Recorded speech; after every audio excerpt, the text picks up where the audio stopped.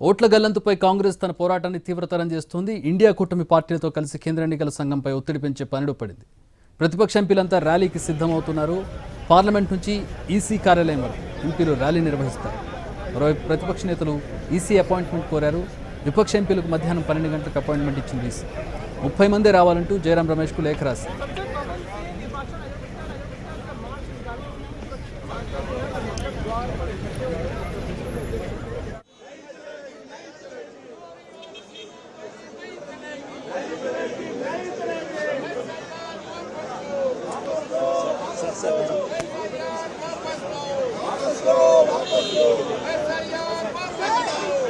भाई साहब पांडे जी हटो पांडे जी भाई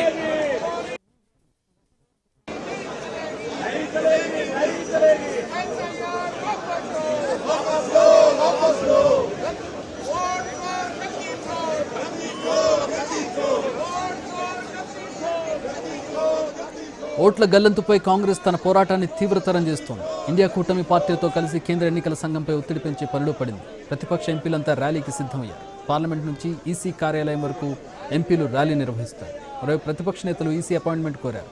విపక్ష ఎంపీలకు మధ్యాహ్నం 12 గంటలకు అపాయింట్మెంట్ ఇచ్చింది ఈసీ. అయితే 30 మంది మాత్రమే రావాలంటూ జయరాం రమేష్కు లేఖ రాసింది ఎలక్షన్ కమిషన్.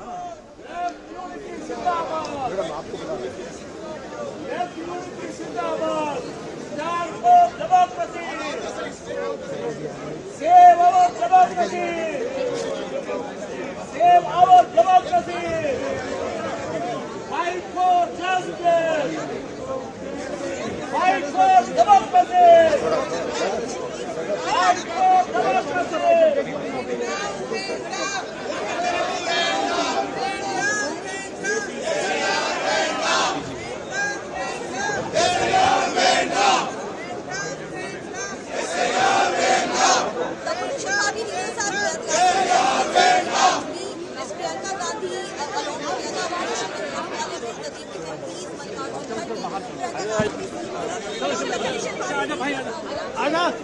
अजीत भाई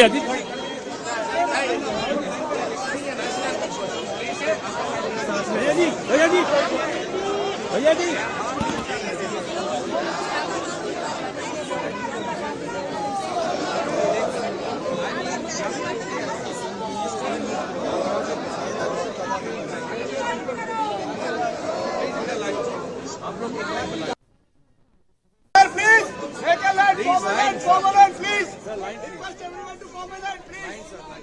ఇండియా కూటమి పార్టీలతో కలిసి కాంగ్రెస్ కేంద్ర ఎన్నికల సంఘంపై ఒత్తిడి పెంచే పనిలో పడింది. ప్రతిపక్ష ఎంపీలంతా ర్యాలీకి సిద్ధమయ్యారు.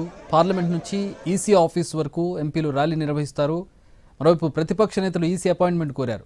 విపక్ష ఎంపీలకు మధ్యాహ్నం 12 గంటలకు ఎలక్షన్ కమిషన్ అపాయింట్మెంట్ ఇచ్చింది. అయితే 30 మందే రావాలని జయరాం రమేష్కు లేఖ రాసింది ఈసీ.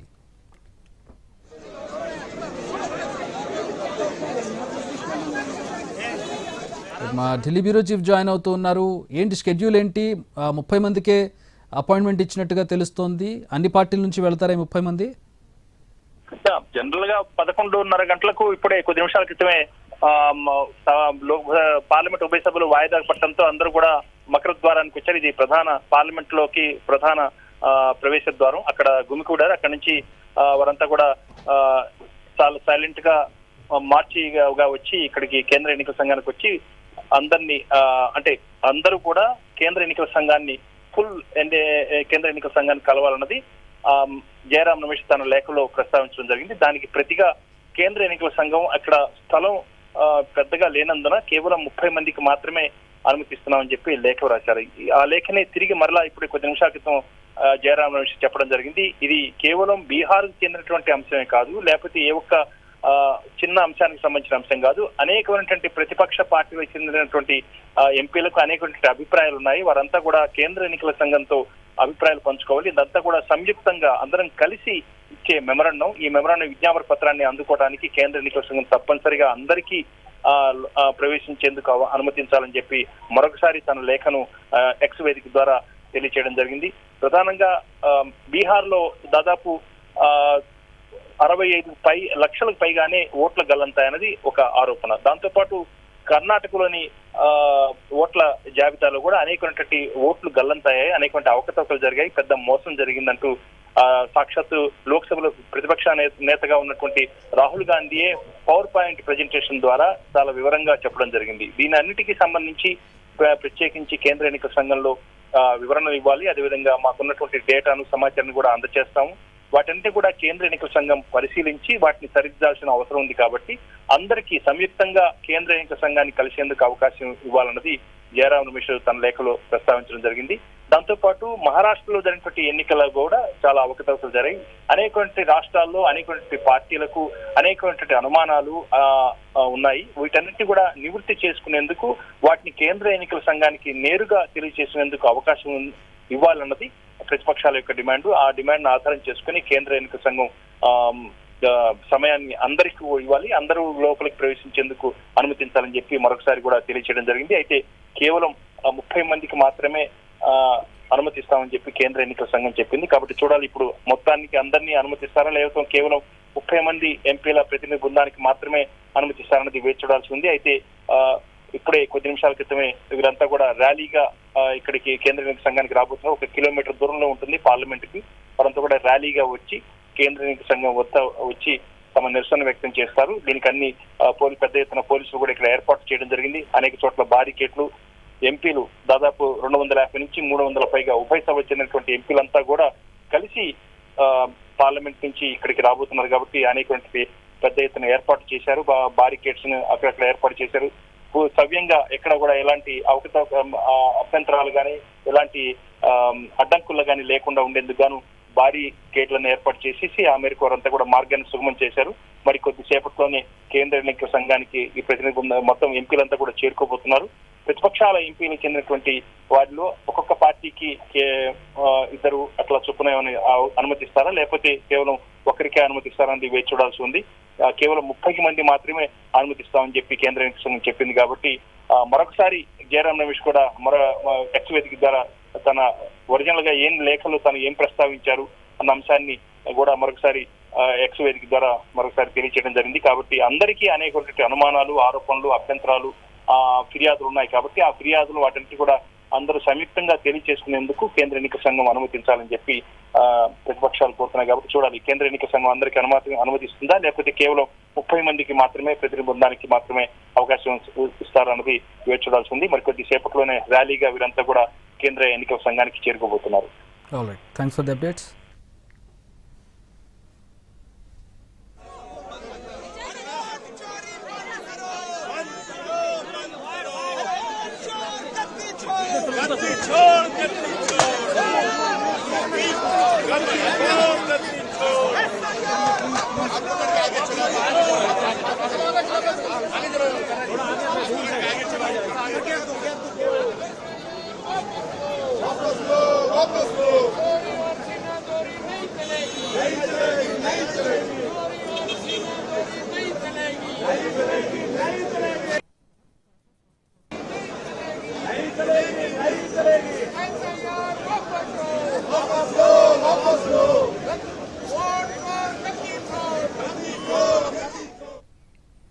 కాంగ్రెస్ ఈసీ మీద పోరాటాన్ని ఉధృతం చేస్తోంది. పార్లమెంట్ నుంచి ఈసీ ఆఫీస్ వరకు ర్యాలీ చేయబోతున్నారు. అలాగే ఈసీని కలవబోతున్నారు. ఈసీ అపాయింట్మెంట్ కోరింది ఇండియా కూటమి. కేవలం 30 మంది మాత్రమే అలౌ చేసేటట్లుగా ఈసీ లేఖ రాసినట్టుగా తెలుస్తోంది. కేవలం 30 మంది మాత్రమే అపాయింట్మెంట్ ఇచ్చింది. సో అన్ని పార్టీలకు చెందిన ఇండియా కూటమి చెందినటువంటి అన్ని పార్టీలకు చెందిన 30 మంది ఈ ఈసీ అపాయింట్మెంట్ తీసుకుని వెళ్ళబోతూ ఉన్నారు. ప్రస్తుతం మనం మకరద్వార్ పార్లమెంట్ మకరద్వారం నుంచి వారంతా కూడా ర్యాలీగా వెళ్తున్న దృశ్యాన్ని చూస్తూ ఉన్నాం.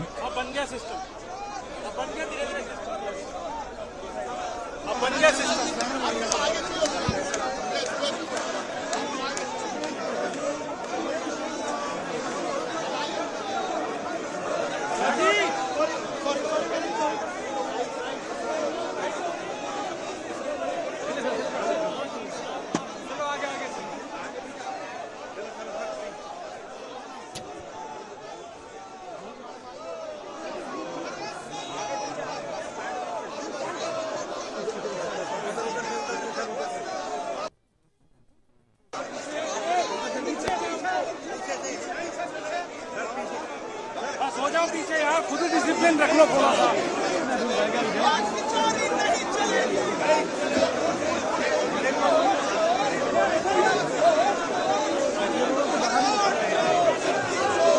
आइए अजीत भाई, आइए, आते रहिए अजीत भाई।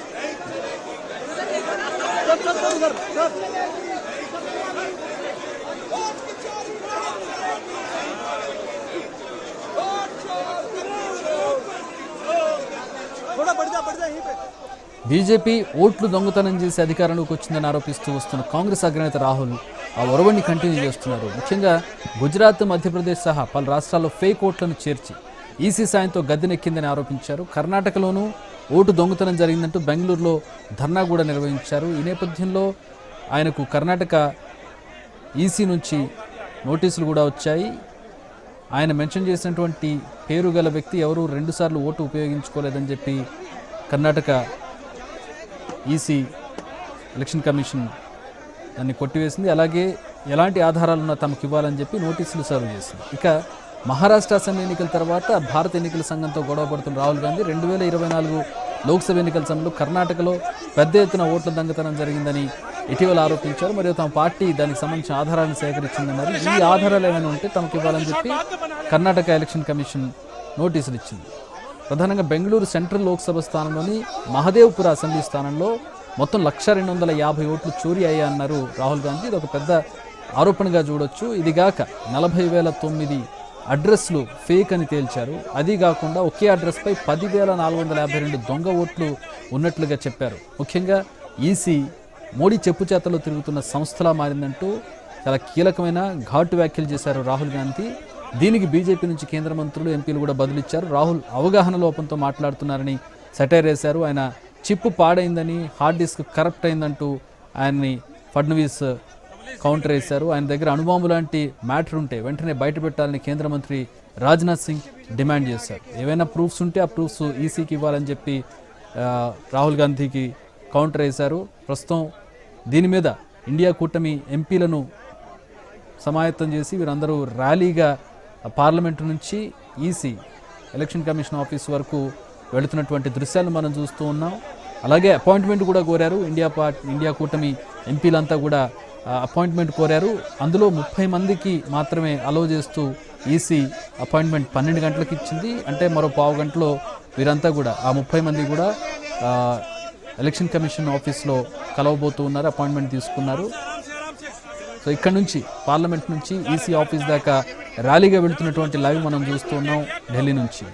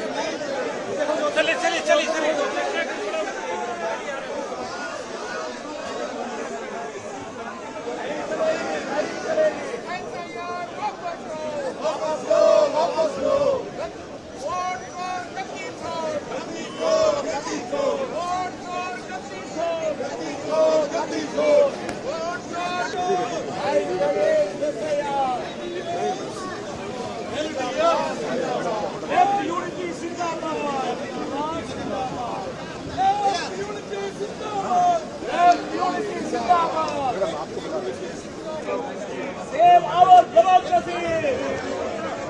Fight for justice.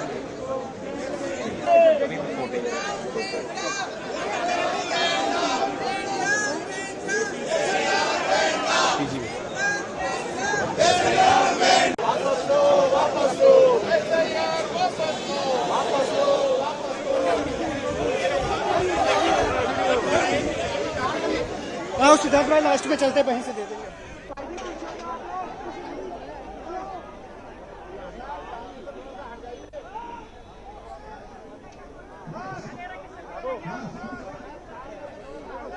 अरे सारे फोटोग्राफर आ गए हैं, अबे आगे से हटो। सभी मीडिया बंदों से रिक्वेस्ट है कि है शांति से बड़ी करके पीछे रहे।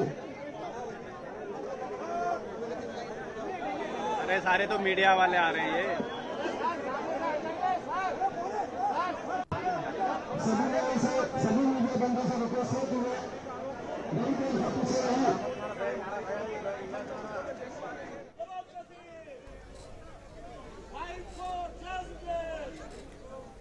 రైట్, పార్లమెంట్ నుంచి ఈసీ ఆఫీస్ వరకు ఇండియా కూటమి ఎంపీలు ర్యాలీగా బయలుదేరినటువంటి లైవ్ మనం చూస్తూ ఉన్నాం. 2024 లోక్సభ ఎన్నికలకు సంబంధించి కర్ణాటకలోని ఒక నియోజకవర్గం డేటాను రాహుల్ విశ్లేషించారు. ఇది రాజ్యాంగానికి వ్యతిరేకంగా చేసిన నేరంగా అభివర్ణించారు.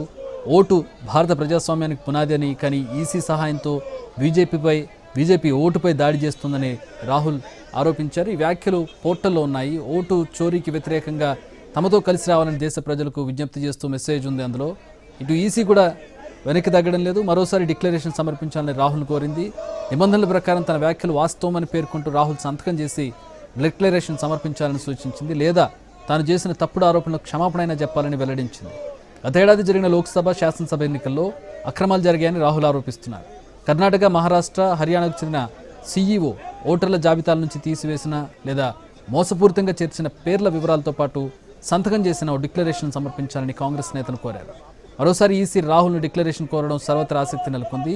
రాహుల్ గాంధీ ఓటు చోరీ ఆరోపణలు, బీహార్లోని ఎస్ఐఆర్ వివాదం వేళ ఇండియా కూటమి నేతలకు సోమవారం కాంగ్రెస్ చీఫ్ మల్లికార్జున్ ఖర్గే విందివ్వనున్నారు. ఇండియా కూటమి నాయకులు పార్లమెంట్ నుంచి ఈసీ ప్రధాన కార్యాలయం వరకు ప్రస్తుతం కవాతు చేస్తున్నారు. ఈ ర్యాలీలో కాంగ్రెస్ కీలక నేతలందరూ కూడా పాల్గొంటూ ఉన్నారు. ప్రియాంక గాంధీ, రాహుల్ గాంధీ, మల్లికార్జున్ ఖర్గే, ఇతర కీలక నేతలు, అలాగే ఇండియా కూటమి ఎంపీలు, ఇతర పార్టీకి చెందినటువంటి ఎంపీలు కూడా ఈ కార్యక్రమంలో పాల్గొంటున్నటువంటి పరిస్థితి. ప్రస్తుతం వీరంతా కూడా ర్యాలీగా ఎలక్షన్ కమిషన్ ఆఫీస్కి వెళ్తూ ఉన్నారు.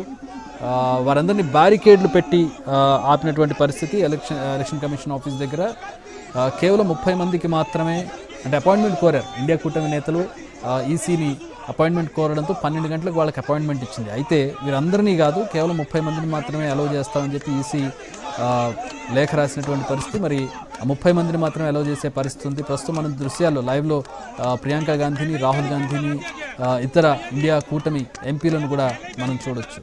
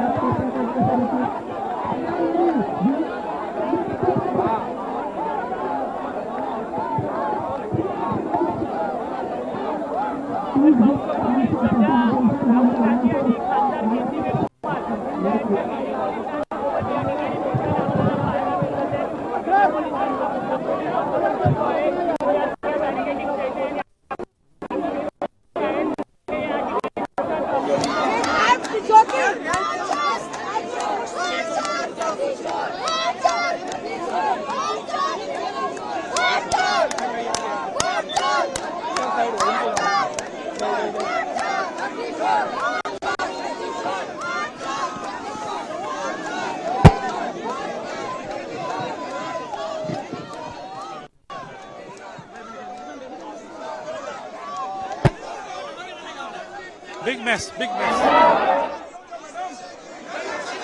हल्की स्पीड, हल्की साइड हो के आ जाओ भाई।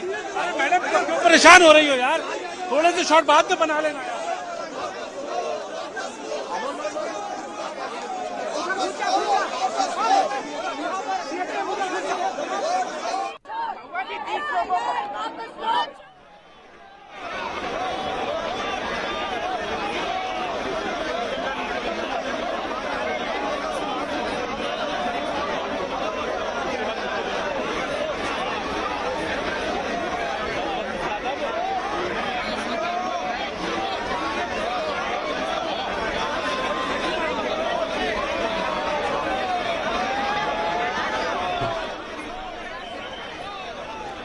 ఎలక్షన్ కమిషన్ ఆఫీస్కి ర్యాలీగా వెళుతున్నారు ఇండియా కూటమి నేతలు ఎంపీలంతా కూడా.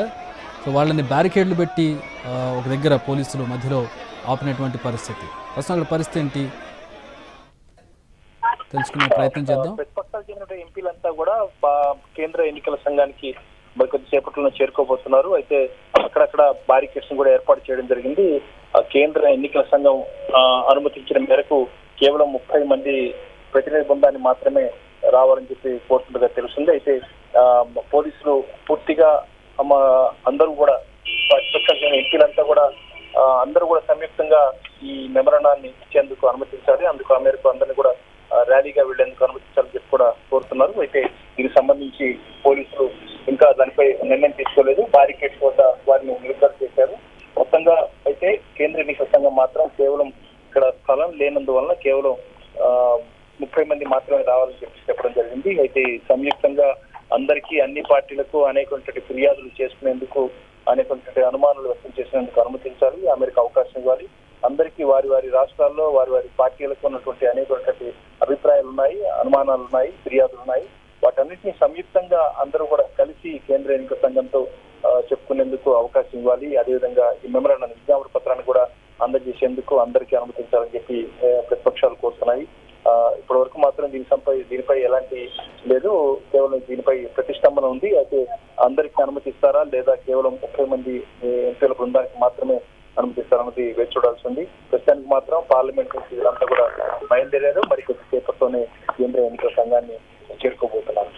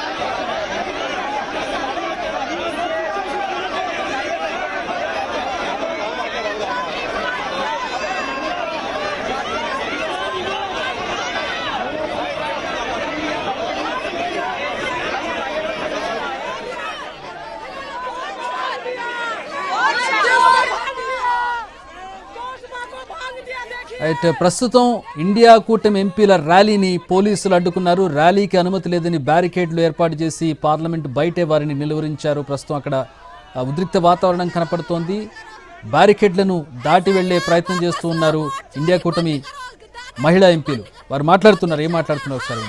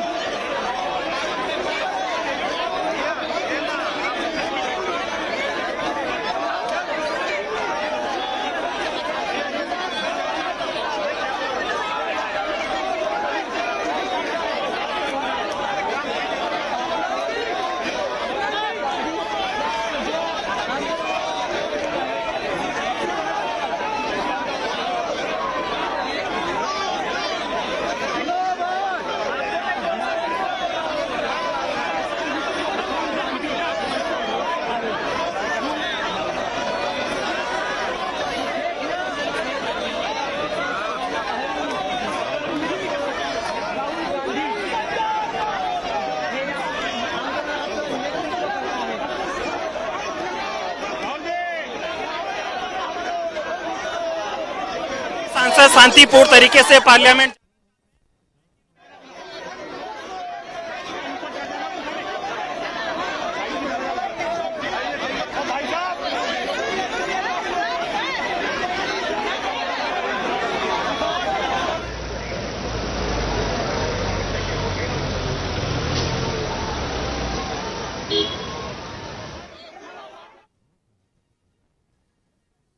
वापस लो,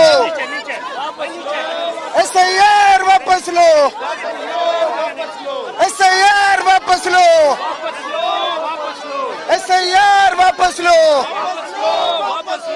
SIR वापस लो। गली गली में शोर है, गली गली में शोर है, गली गली में शोर है, गली गली में शोर है। एक